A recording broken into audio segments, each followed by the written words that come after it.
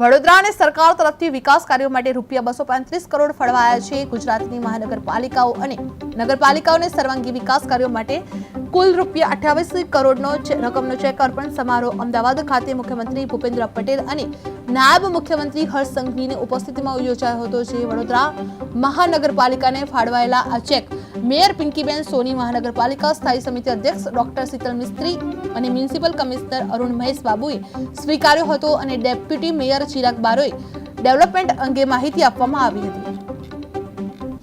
આજરોજ ગાંધીનગર ખાતે માન્ય મુખ્યમંત્રી શ્રી તેમજ ઉપમુખ્યમંત્રી શ્રી હર્ષભાઈ સંઘવીના હસ્તે અલગ અલગ મહાનગરોને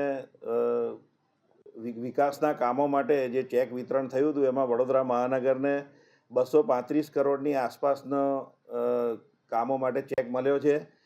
વડોદરા મહાનગર અત્યાર સુધી જે રીતે તેજ ગતિએ વિકાસ કરી રહ્યું છે એમાં સરકારની સહાયથી આપણા વડોદરા શહેરના નગરજનોને બીજી બધી સુવિધાઓ ઉપલબ્ધ થાય એ માટે આ એક નવી ગ્રાન્ટ આવી છે અને એનો ચેક આજે અર્પણ કરવામાં આવ્યો છે।